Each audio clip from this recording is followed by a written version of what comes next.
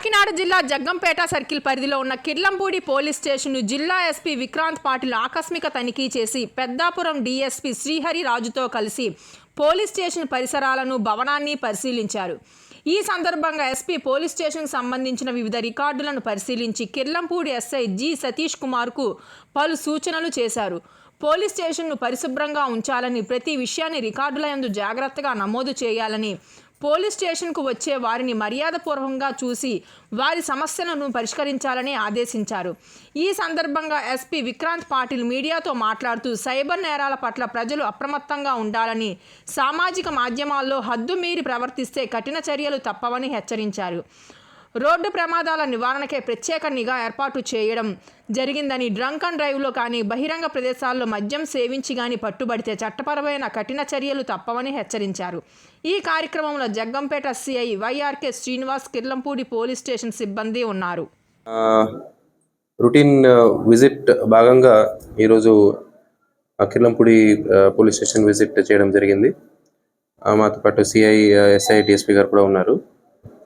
Routine ఈ స్టేషన్లో police station records ఎలా మెయింటైన్ చేస్తున్నారు, తర్వాత ఇక్కడ మేము తీసుకున్న ఇనిషియేటివ్స్ ఇలా ఎలా ఇంప్లిమెంటేషన్ జరుగుతున్నాయి అన్ని రివ్యూ చేయడం జరిగింది. So on the surface the functioning of police station is satisfactory. ఇటీవల కాలంలో మన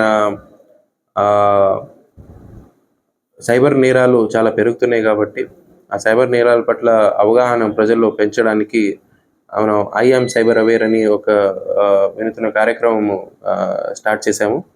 ఈ భాగంగా కొన్ని వీడియోలు, అంటే అవేర్నెస్ వీడియోస్ క్రియేట్ చేయడం జరిగింది. ఇవన్నీ మనం తీసుకెళ్ళి ప్రజల్లో విలేజ్ విజిట్స్లో మన సిఐలు, ఎస్ఐలు అక్కడ డిస్ప్లే చేస్తారు. అదే భాగంగా స్కూల్ కాలేజెస్కి వెళ్ళి ఆ వీడియోస్ డిస్ప్లే చేస్తారు.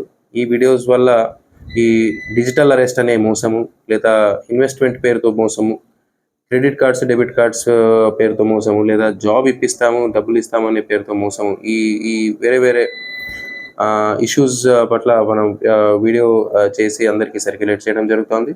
దీంతో పాటు మహిళా రక్షక్ అనే పేరుతో మహిళలు, గర్ల్ అండ్ విమెన్ గురించి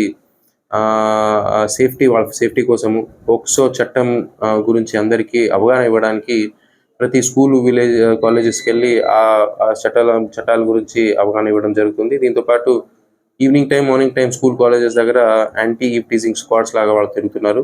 సో ఇలాంటి మన ఇనిషియేటివ్స్ ఏమేమి ఉన్నాయో ఇవన్నీ రివ్యూ చేయడం జరిగింది. తర్వాత మనకి కిర్లంపూడికి హైవే స్ట్రెచ్ కూడా వస్తుంది కాబట్టి హైవేలో యాక్సిడెంట్స్ని ఎలా నియంత్రించాలి అది కూడా మనం డిస్కస్ చేస్తున్నాము.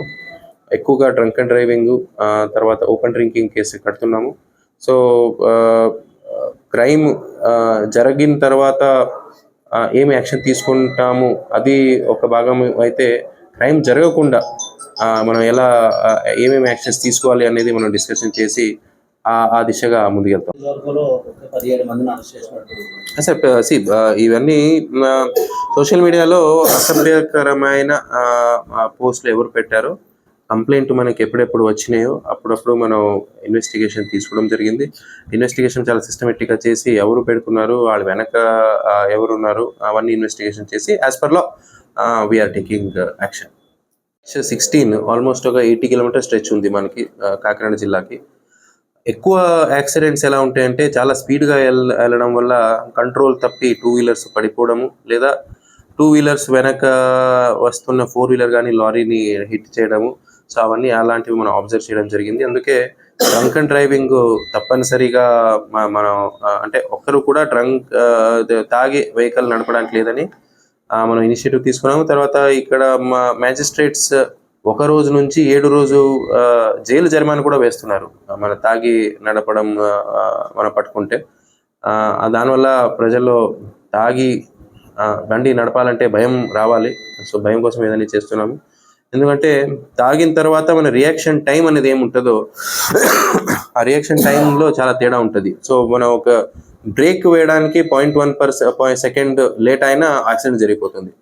సో ఇవన్నీ ఒకవైపు అవగాహన పెంచుతున్నాము, ఒకవైపు జైలు జరిమానా లేదా 10,000 ఫైన్ ద్వారా భయం కూడా ఉండాలి అని మనం స్టెప్స్ తీసుకుంటాం.